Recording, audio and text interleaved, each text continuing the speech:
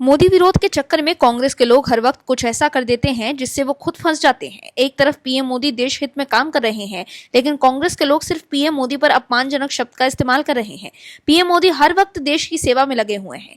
PM Modi दिन रात इस विजन के साथ काम कर रहे हैं कि कैसे देश के लोग खुशहाल जीवन जी सके, लेकिन कांग्रेस के पास देश के लिए कोई विजन ही नहीं है। राहुल गांधी को आप हर वक्त पीएम मोदी पर निशाना साधते और तुष्टीकरण की राजनीति करते ही देखते होंगे। क्यों कभी राहुल गांधी देश को विकसित बनाने के बारे में बात नहीं करते हैं? ये बड़ा सवाल है। राहुल गांधी ने पीएम मोदी और गृह मंत्री अमित शाह के लिए गद्दार शब्द का इस्तेमाल किया है, लेकिन अब जो खबर सामने आई है उससे कांग्रेस एक्सपोज हो गई है। क्या है खबर, बताते हैं आपको इस रिपोर्ट में। दर्शकों, राहुल गांधी द्वारा पीएम मोदी पर दिए गए आपत्तिजनक बयान के बाद बीजेपी ने चौतरफा हमला बोलते हुए उन्हें राजनीति का राहु और दुश्मन देश की भाषा बोलने वाला करार दिया है। पीएम मोदी के खिलाफ गद्दार संबंधी टिप्पणी के लिए राहुल गांधी पर तीखा हमला करते हुए पीयूष गोयल ने कहा कि उनके बयान उनकी हताशा को दर्शाते हैं। पीयूष गोयल ने कहा कि जनता बार बार उन्हें नकार रही है और उन्होंने प्रधानमंत्री के खिलाफ अपशब्दों का इस्तेमाल किया। वहीं राहुल गांधी द्वारा पीएम मोदी और केंद्रीय गृह मंत्री अमित शाह को गद्दार कहे जाने के बाद भारतीय जनता युवा मोर्चा ने उनके खिलाफ पुलिस शिकायत दर्ज कराई है। इस सब के बीच कांग्रेस के लोग पीएम मोदी के हालिया विदेश यात्रा पर सवाल उठा रहे हैं। कांग्रेस आईटी सेल की प्रमुख सुप्रिया श्रीनेत ने एक्स पर लिखा था कि देश को महंगाई की आग में झोंककर नरेंद्र मोदी छुट्टी मनाने यूरोप निकल गए। दर्शकों, जिस तरह से राहुल गांधी विदेशों में छुट्टियां मनाने जाते हैं और उन पर बीजेपी निशाना साधती है, उसी तरह कांग्रेस नेत्री सुप्रिया श्रीनेत ने कह दिया कि पीएम मोदी छुट्टी मनाने यूरोप निकल गए। लेकिन पीएम मोदी की विदेश यात्रा से देश को क्या हासिल हुआ है, वो अब आप जान लीजिए।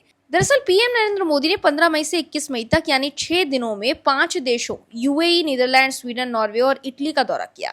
इसका मकसद भारत में विदेशी निवेश यानी एफडीआई, नई तकनीक और मैन्युफैक्चरिंग लाना था।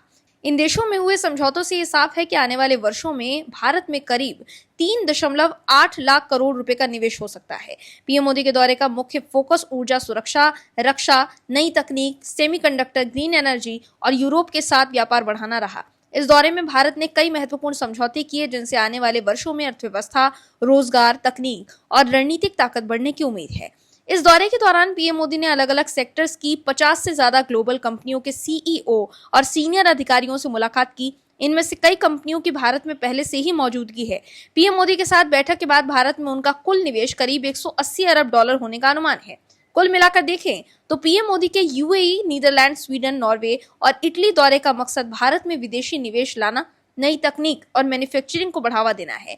इन देशों में हुए समझौतों से भारत को काफी लाभ होगा। ऐसे में सुप्रिया श्रीनेत जो ये कह रही थी कि पीएम मोदी छुट्टी मनाने यूरोप निकल लिए, उन्हें करारा जवाब है कि पीएम मोदी छुट्टियां मनाने नहीं जाते हैं, वो देश के लिए निवेश लाने जाते हैं, जिससे देश में रोजगार भी बढ़ेंगे।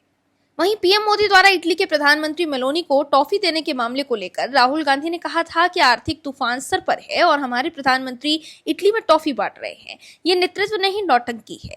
लेकिन राहुल ये नहीं बताएंगे कि पीएम मोदी के विदेश दौरे से देश को कितना फायदा हुआ है। वहीं सुप्रिया श्रीनेत ने एक बार फिर एक्स पर पोस्ट कर लिखा कि मेलोडी खाओ, महंगाई भूल जाओ। वहीं सुप्रिया श्रीनेत को एक्स पर जवाब देते हुए एक यूजर ने लिखा कि बिन एक शब्द कहे सिर्फ 1 रुपए की टॉफी से जो जलजला ला दे, हाहाकार मचा दे, ऐसा नेता है मोदी। वो चीख पुकार मचाकर कि सुनामी आ जाएगा, भूकंप आ जाएगा, बम फोड़ूंगा, लेकिन कुछ ना कर पाया। वहीं दूसरी तरफ उत्तर प्रदेश की कॉन्फ्रेंस इकाई के मुखिया अजय राय ने प्रधानमंत्री नरेंद्र मोदी को लेकर बेहद घटिया टिप्पणी की है। इसके बाद सोशल मीडिया पर जमकर बवाल मचा हुआ है। बीजेपी के आईटी सेल के मुखिया अमित मालवीय ने एक्स पर राय का ये वीडियो शेयर किया है। वहीं एक्स पर अमित मालवीय ने लिखा कि कुछ दिन पहले जब UP PCC chief Ajay Rai अस्वस्थ थे, तब प्रधानमंत्री नरेंद्र मोदी जी ने सार्वजनिक रूप से उनके शीघ्र स्वस्थ होने की कामना की थी। लेकिन आज वही अजय राय प्रधानमंत्री के खिलाफ अमर्यादित भाषा का इस्तेमाल करते कैमरे में कैद हुए।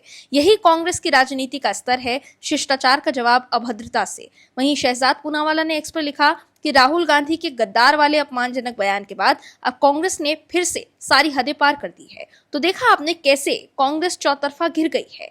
Bureau report, OMH news. आप दर्शकों से विनम्र निवेदन है कि चैनल को सब्सक्राइब जरूर करें